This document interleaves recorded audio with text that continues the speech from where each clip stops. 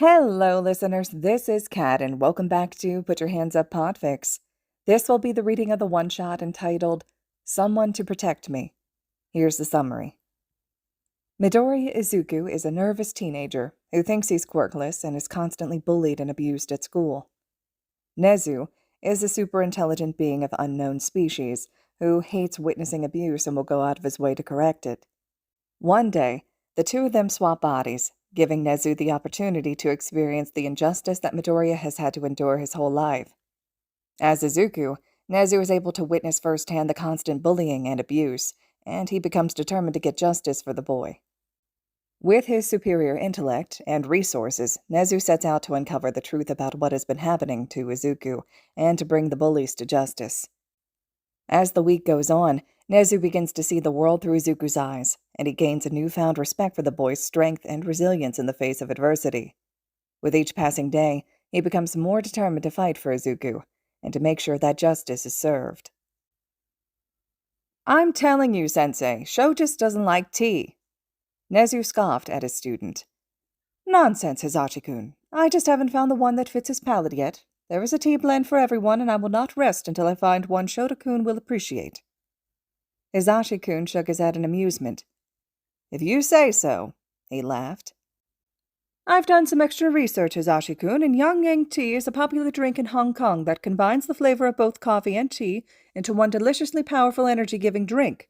I fully think that Shota-kun will like this one," Nezu insisted. "If you've already done the research and you know what you want to get," Hisashi-kun scratched his head, "why are you bringing me?" And that was a fair question. Nezu had barged into the apartment Hisashi-kun shared with his husband, Shota-kun, at 8 in the morning, and told Hisashi-kun that he was going to be accompanying him out today. His blonde student had been a good sport about it, but his darker-haired student wouldn't stop glaring at him. "As you know, Hisashi-kun, caffeine is poisonous to me. I will not be able to judge the tea myself. That is where you come in. You will need to taste it and pick which brand I get." Hisashi-kun let out a defeated sigh and said, "I'm not going to be much help there, Sensei. I love tea. I'll agree to probably any brand you pick out, and then Shota will end up tossing me out the window when he finds out I picked it." "Be that as it may, that is your job for today," Nezu said with finality, causing Hisashi-kun to chuckle again. Hisashi-kun had just taken a breath to speak, but no words came out. He blinked in confusion for a few moments before his eyes narrowed and he looked around. Nezu could also tell something was wrong. No one was speaking at all, when moments earlier the street had been full of casual conversations. "Ha!" came a voice from behind them. Both Nezu and Hisashi-kun turned to look, as did pretty much everyone on the street. "I've taken your precious voice, Present Mike." Nezu couldn't help but let loose a snort of amusement, and gently nudge Hisashi-kun's leg towards the villain. If this idiot honestly thought that one of Nezu's personal students relied on their quirk to fight, they were in for a rude awakening. Hisashi-kun cracked his knuckles and smiled brightly at the villain, stepping forward. Izuku was bored. He had been sitting at home all weekend working on analysis by watching the news stations, but he had run out of new material. The only fights that had been televised the past few days had been either Endeavor, Best Jeanist, or All Might. Now, yes, Izuku had watched them and analyzed them, but they were just the same old thing as always. There was no new information to be had. Not even the villains they had been up against had been interesting. So here he was, out in the town hoping to run into a hero fight that involved someone outside of the top 10. As Izuku was walking down the street, he stopped to gape like a fish. That's Present Mike. Izuku had never seen him in person before. Oh, he's talking to someone who... Nezu! This must be his lucky day. Izuku pulled out his notebook, thinking about approaching them and asking for an autograph. Would they think he's weird? Creepy. I mean, it's Present Mike. People approach him for autographs all the time, right? Just as Izuku had made up his mind to approach the two heroes, Present Mike's demeanor changed and he started looking around for something.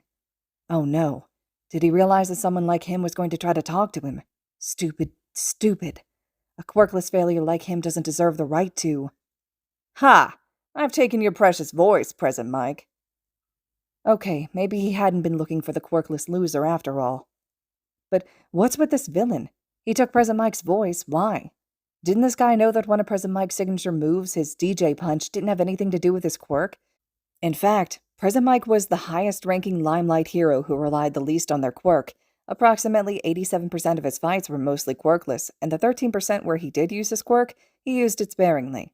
This villain was about to be in for a quick thrashing if he thought that simply nullifying Present Mike's quirk would cause the hero to lose. Izuku opened his notebook to start taking notes on the fight that was very clearly about to happen. Nezu was oftentimes proud of his students, but watching them fight in person was always an experience. Because of the fact that Shotokun's fights were usually in the middle of the night, Nezu was very rarely able to watch in person, but Hisashi-kun patrolled during the day. The villain's quirk seemed to take away a person's ability to speak if the crowd of bystanders silently cheering was anything to go on, so in theory, he'd be the perfect counter for Hisashi-kun. "I'm sorry, did my punch dislocate your jaw?" Nezu snorted as Hisashi-kun taunted the villain in sign, made even more amusing by the fact that his punch had distracted the villain enough to where he was no longer using his quirk. It didn't matter to Hisashi. He had started the fight without his quirk, and he was going to finish it without it. "I knew JSL. It looks like he's taunting him. Would make sense. Idiot thought he could take Mike if he couldn't use his quirk." Nezu looked away from Hisashi's fight to see a young teenager muttering while writing in a notebook. Once the villain's quirk had stopped affecting the crowd, the boy had started muttering, leading Nezu to believe that he had been muttering the entire time, just unable to vocalize it. Nezu scooted closer to him to listen more, since it seemed the boy was analyzing Hisashi's fighting style. "Style looks similar to the underground hero. Would make sense. They went to school together. Think they have matching knives. I've seen them." Yes, Hisashi-kun and Shota-kun did have matching knives. Nezu had given them to the both of them when they had graduated. Shota-kun used his often, but Hisashi-kun only used his when he was working on an underground case. When had this boy been able to see Hisashi-kun's knife, let alone when and where and how he would have been able to see Shota-kun? "He's not using his quirk. Is it because it's too crowded? He can't? People are talking again. I'm sure he can use it now. His control is amazing. He wouldn't hurt bystanders on accident. Lowest casualty rate of any limelight hero. Oh, he's testing the villain." Nezu had reached the young man's side and was about to try to get his attention when an onlooker was jostled and lost their balance, tipping over and landing on both Nezu and the teenager. "Shit, I'm sorry, you two," the middle-aged woman said, picking herself up. "It's no problem, miss. Are you all right?" Nezu asked as he looked her over for any injuries. "Oh, I'm fine." She laughed and walked away. Nezu turned his attention back to the boy. "And you?" The green-eyed teen just nodded at him wide-eyed, muttered something that sounded like an apology, and then took off, so quickly that Nezu wasn't sure if it was a quirk or not. He shrugged and turned his attention back to Hisashi-kun's fight. He had just pulled out his cuffs and was about to finish the fight. They'll be able to get back to tea shopping soon. Izuku ran all the way back home in a mild panic. He had fallen on top of Nezu. The Nezu. That was not how his first impression was supposed to go. Oh no, what if he remembers him? What if he tries to apply for UA in a few years and he's turned away because he's just some useless freak who almost crushed the hero by falling on him? Then what'll he do? UA's the only high school in the prefecture that accepts quirkless students like him. If Nezu rejects his application, he won't be able to attend high school. Not even the online schools accepted quirkless students once you get past middle school. Izuku had checked. UA is his only hope. Stupid, stupid. Izuku berated himself, pulling on his hair. I saw Nezu in the crowd. Why did I forget he was there just because Present Mike was fighting? I'm such an idiot. Tears were gathering in his eyes as he sat in the corner of his room, feeling a panic attack coming. Sure enough, his heart started racing and the room was spinning, even though he was in a curled ball, his breath coming in fast in uneven bursts. He just wanted someone to hold him and tell him everything was going to be all right, but no one was coming for him. No one had held him since he was 4, and he was going to die alone, scared and unloved. Izuku didn't know how much time had passed since he got home, but he managed to pull himself together eventually and go to the front room. There was no way he was going to be going back outside today. Izuku woke up to the sound of a slight vibration, and he scrunched his nose in annoyance. He was trying to sleep, and this vibration wasn't his alarm, so it needed to politely screw off. Izuku rolled over in bed, pulling his covers up over his head. When that didn't do anything to help, he flicked his ears and tail, growling lowly in the back of his throat. Wait. Flicked his ears. And tail? Izuku scurried from under the covers and reached up to touch where he had felt his ears on top of his head, then looked at his hands, finding furry white paws tipped in sharp claws instead. Slowly, he reached behind him and felt a long tail. He couldn't help it. He screamed. Beep, beep, beep. I am here. Nezu's eyes opened instantly, and he sat up. That was not his alarm. Beep, beep, beep. I am here. Looking around the room, Nezu could see that the walls were covered in hand-drawn custom hero merch from multiple heroes. Yes, there was some All Might, Present Mike, Gang Orca, but there were also a few underground heroes represented on the walls. Heroes he knew for a fact didn't have any merch. Beep, beep, beep. I am here. That rendering of Eraserhead in charcoal was very well done. Nezu turned to the sound of the alarm and reached for the phone that was making the noise, noticing while he turned off the alarm that he appeared to be in the body of a human. Interesting. Nezu pulled the blankets back and attempted to stand up, feeling quite off balance without his tail for a few moments, but he quickly adjusted. He wandered around the bedroom he was in and soon located a mirror. Oh, it's that boy from yesterday. He frowned. Let's try that again. Nezu moved his tongue in the new mouth, quite unused to these teeth. It's the boy from yesterday. Yes-ter-day. Yesterday. There, much better. He nodded to himself. Looking back in the mirror, Nezu realized that the body he was in seemed to be somewhere between 12 and 14. This will be quite a situation for anyone to deal with, let alone a child. Nezu picked up the boy's phone once again and was glad to see the boy did not have a password lock on his phone. It would have been annoying to have to hack into a child's phone so early in the morning. Dialing a number and waiting for the person on the other side to pick up, Nezu continued to explore the room. He was hoping to find the boy's name somewhere. Did he have a school bag? If so, it must not be in the bedroom. The call went to voicemail, so Nezu disconnected the call and redialed. He was expecting to have to repeat this at least once more before the call connected. Moving to the closet, Nezu found a black Gakuran, which narrowed the school options significantly. There were only 3 middle schools in Musutafu that used black: Aldera, Coruscant, and Dantooine. The call clicked over to voicemail again, so Nezu disconnected and redialed the number. This time it went to voicemail after a single ring, causing Nezu to sigh. Opening up a text message, he wrote, "Stop trying to look up this number, Shota-kun, and simply answer my call." Then he called again. This time the call was answered.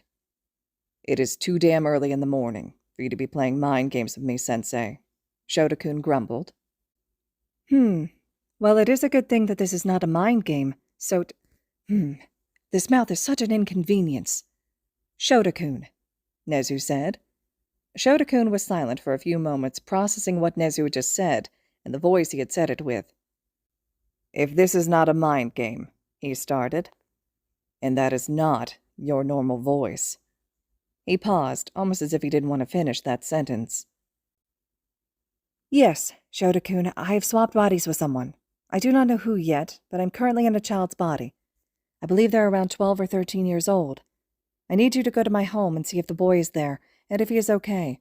Must be quite a shock for him to wake up in a strange body, and since I had difficulties in speaking at first due to the unfamiliar mouth, I would not be surprised if he is also having difficulties." Shota-kun groaned in annoyance, but Nezu heard him getting up to do as asked. "When you get to the boy, please call me back on this number. I want to ensure that the boy is doing all right, and I'm sure there will be questions on how to function in a body such as mine." Aha! Nezu had located a row of notebooks along a shelf, and they had the boy's name on the front cover. "I believe the boy's name is Midoriya Izuku." Shota-kun sighed again. "Sensei, have you informed the kid's parents yet?" "Not yet, no. I'm more concerned with the boy's well-being. Once we know he is okay, I will let the parents know." Nezu had begun flipping through the notebook he had pulled down. "You do still remember the access code to the door, correct?" "Yes, Sensei. Give me about 15 minutes. Shota-kun grumbled, disconnecting the call. Nezu placed the phone on the desk and pulled down a few more notebooks. It seemed he had at least 15 minutes to peruse this young man's work before he was introduced to him. And Nezu was going to take full advantage of this time. All right, listeners, this concludes the first part to Someone to Protect Me. This is a one-shot, but it's over 18,000 words, so I'm breaking it up a little bit to make it a bit easier, creating little parts that I think are good breaks in the story as well. Let me know your thoughts and reactions to both Izuku and Nezu waking up in each other's bodies and how this fic was started out. I think the author does an amazing job with this one. I think it's just a unique concept. I love the body swapping fics, but this was the first one that I had come across to where it was a Nezu and Izuku body swap. So if you know of other ones, let me know, but I just thought it was such a cool concept. So drop those comments below. If you like the fic and you have an opportunity, as always, I will recommend to slide over to AO3 to leave comments and kudos to the original authors. And as always, thank you all so much for listening.